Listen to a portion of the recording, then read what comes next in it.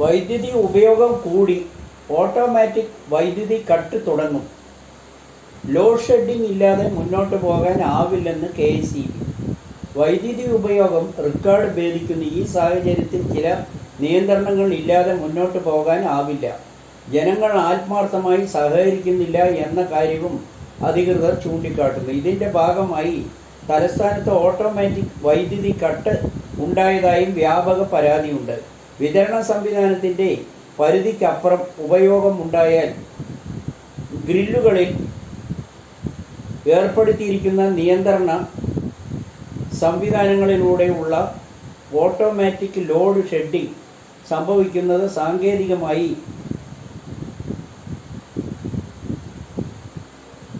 5 minute കഴിഞ്ഞ് ഫീഡറുകൾ charge ചെയ്യാൻ കഴിയുമെങ്കിലും അത് എവിടെയാണ് സംഭവിച്ചതെന്ന് കണ്ടെത്തി പരിഹരിക്കാൻ അരമണിക്കൂർ സമയം വേണ്ടിവരുമെന്നാണ് അധികൃതർ ന്യായീകരിക്കുന്നത്.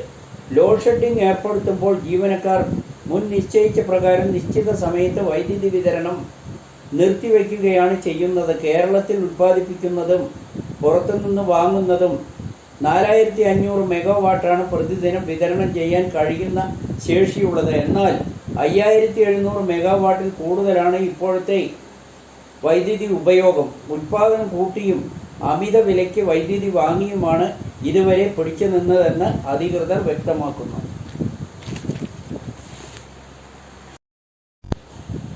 LDFിൻ്റെ സ്ഥിരം തെരഞ്ഞെടുപ്പ് തന്ത്രങ്ങൾ ഈ തെരഞ്ഞെടുപ്പിൽ വിജയിച്ചില്ല. ന്യൂനപക്ഷ വോട്ട് ലക്ഷ്യം അമ്പേ പരാജയപ്പെട്ടുവെന്നാണ് രാഷ്ട്രീയ നിരീക്ഷകർ വിലയിരുത്തുന്നത്. CAA പൗരത്വ നിയമത്തിൽ കോൺഗ്രസ് എടുത്ത നിലപാട് കോൺഗ്രസിൻ്റെ പ്രകടന പത്രികയിൽ ഉൾപ്പെടുത്തിയില്ല. മൃദു ഹിന്ദുത്വ നിലപാട് എടുത്തുവെന്ന് വരുത്തി തീർക്കാനുള്ള ശ്രമവും MP-മാരെ ചൂണ്ടിക്കാട്ടിയുള്ള കള്ളപ്രചരണങ്ങളും വയനാട് ലീഗിൻ്റെ കൊടി പ്രശ്നവും മാത്രമാണ് മുഖ്യമന്ത്രി കേരളത്തിൽ മുഴുവനും നുണപ്രചാരണം നടത്തിയതെന്നാണ് കോൺഗ്രസുകാർ ആരോപിക്കുന്നത്. ഇതുവഴി കേരളത്തിലെ മുസ്ലിം വോട്ടിൻ്റെ ലക്ഷ്യം വെച്ചതും എല്ലാം തവിട് പൊടിയായി എന്നാണ് നിരീക്ഷകരും വിലയിരുത്തുന്നത്. 8 കൊല്ലം കേരളം ഭരിച്ചിട്ട് വികസനത്തിലും മറ്റെല്ലാ കാര്യത്തിലും സംസ്ഥാനം 1-ാം സ്ഥാനത്താണെന്ന് പറഞ്ഞ് കൊട്ടിഘോഷിക്കുന്ന കാര്യങ്ങളാണ് ജനങ്ങൾ വിലയിരുത്തിയത്. പല മണ്ഡലങ്ങളിലും CPM-കാർ കാട്ടിക്കൂട്ടിയ ചെപ്പടി വിദ്യകൾ ജനങ്ങൾ തിരിച്ചറിഞ്ഞു. പ്രത്യേകിച്ച് വടകരയിൽ CPM സംഘടനാശേഷി മുഴുവൻ എണ്ണയിട്ട യന്ത്രം പോലെ ഷാഫിക്കെതിരെ പല കള്ളപ്രചരണങ്ങളും വർഗീയ വിദ്വേഷം പ്രചരിപ്പിച്ചിട്ടും അതിന് CPM സ്ഥാനാർത്ഥി കൂട്ടുനിന്നതും വലിയ തിരിച്ചടിയായി. ഈ ആരോപണങ്ങൾ തകർന്നടിഞ്ഞു. ജനങ്ങളെല്ലാം കൃത്യമായി മനസ്സിലാക്കി. കള്ളപ്രചാരണ വേലകൾ തകർത്തടിച്ചുകൊണ്ടാണ് അവർ വോട്ട് ചെയ്തതെന്ന് അവർ വാദിക്കുന്നു. വെളുക്കാൻ തേച്ചത് പാണ്ടായി. CPM-ന്റെ 1 കോടി പിടിച്ചെടുത്തത് തിരിച്ചടിയായി. ബാങ്കിലേക്ക് കൊണ്ടുവന്ന CPM-ന്റെ 1 കോടി രൂപ ആദായ നികുതി വകുപ്പ് പിടിച്ചെടുത്തു. തൃശ്ശൂരിലെ ബാങ്ക് ഓഫ് ഇന്ത്യയിൽ നിക്ഷേപിക്കാൻ CPM കൊണ്ടുവന്ന പണമാണ് പിടിച്ചെടുത്തത്. സംഭവത്തിൽ ആദായ നികുതി വകുപ്പ് CPM ജില്ലാ സെക്രട്ടറി MM വർഗീസിൻ്റെ മൊഴിയെടുത്തു. പണത്തിൻ്റെ ഉറവിടം ഉദ്യോഗസ്ഥർ ആരാഞ്ഞു. നേരത്തെ പിൻവലിച്ച തുകയുടെ സീരിയൽ നമ്പറുകൾ ആദായ നികുതി വകുപ്പ് പരിശോധിച്ചു. ബാങ്ക് ഓഫ് ഇന്ത്യ അക്കൗണ്ട് നേരത്തെ മരവിപ്പിച്ചിരുന്നു. 5.8 കോടി രൂപയാണ് ഈ അക്കൗണ്ടിൽ നേരത്തെ ഉണ്ടായിരുന്നത്. ആകെ തുക. തെരഞ്ഞെടുപ്പ് പ്രഖ്യാപനത്തിൻ്റെ പിന്നാലെ ഇതിൽ 1 കോടി രൂപ ജില്ലാ സെക്രട്ടറി MM വർഗീസ് പിൻവലിച്ചു. ഈ പണമാണ് പാർട്ടിക്ക് തിരിച്ചടിയാകാൻ കാരണമായത്.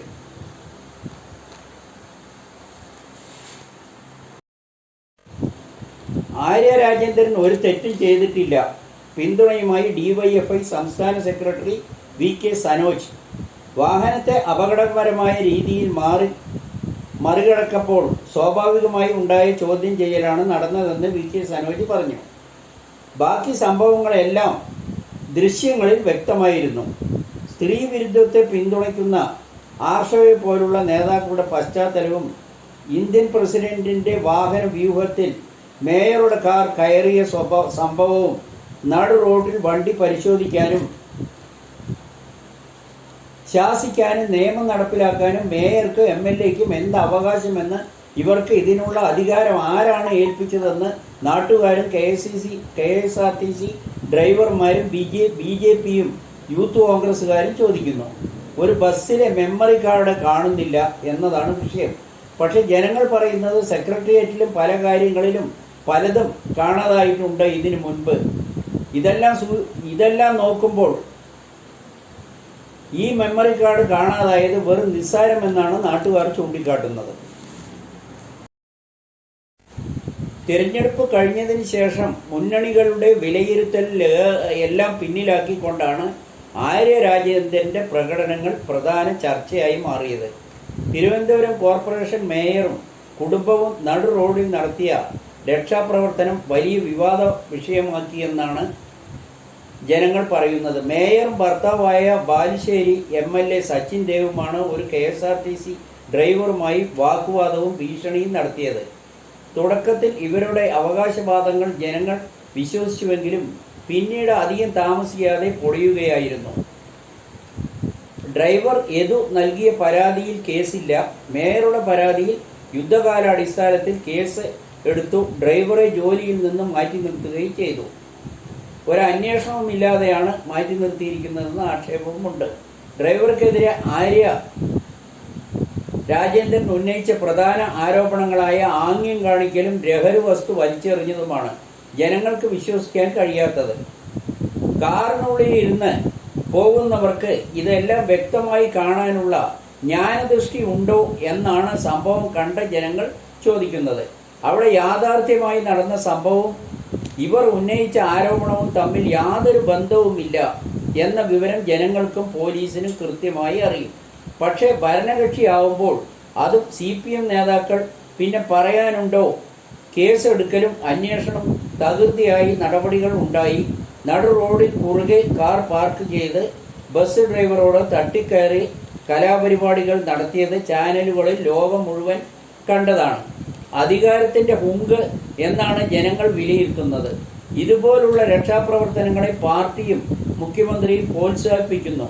ഈ സംഭവം CPMകാർ ന്യായീകരിച്ച് പിന്തുണയ്ക്കുമ്പോൾ ജനങ്ങൾ അതിനെ കാണുന്നത് CPMൻ്റെയും മേയറുടെയും ഗ്രാഫ് പാതാളം വരെ താണുപോയി എന്നാണ്. ഇതിനുള്ള ഉദാഹരണം ജൂൺ 4-ന് കൃത്യമായി മനസ്സിലാക്കി തരുമെന്നാണ് മുന്നറിയിപ്പ് നൽകുന്നത്.